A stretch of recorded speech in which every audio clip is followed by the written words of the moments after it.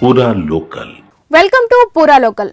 రాష్ట్రంతో పాటు దేశవ్యాప్తంగా తీవ్ర వాతావరణ పరిస్థితులు ఆందోళన కలిగిస్తున్నాయని ఢిల్లీలోని centre for science and environment తాజా అధ్యయనంలో వెల్లడించింది.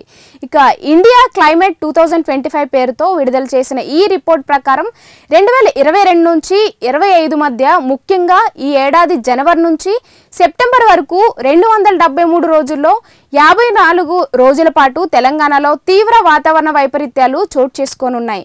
ఇక భారీ వర్షాలు, వరదలు, పిడుగులు, హీట్ వేవ్లు, కోల్డ్ వేవ్లు వరుసగా సంభవించగా రాష్ట్రంలో 26 రోజులు భారీ వర్షాలు, వరదలు, 24 రోజులు పిడుగులు నమోదై పిడుగుల వల్లే 22 మంది ప్రాణాలు కోల్పోయారని నివేదిక పేర్కొంది. దేశవ్యాప్తంగా పరిస్థితి ఇంకా ఆందోళనకరంగా ఉండి 273 రోజుల్లో 270 రోజులు తీవ్ర వాతావరణ ప్రభావం కనిపించిందని వివరించింది. ఇక ఈ కాలంలో దేశంలో 4064 మంది మరణించగా 2.34 కోట్ల ఎకరాల్లో పంట నష్టం, లక్షకు పైగా ఇండ్లు కోల్పోవడం, దాదాపు 59,000 మూగజీవులు మరణం నమోదయ్యాయి.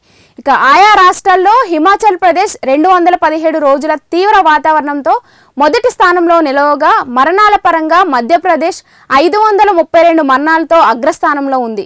ఇక ఏపీ కూడా 74 రోజుల తీవ్ర వాతావరణంతో 484 మరణాలు నమోదై రెండో స్థానంలో ఉంది.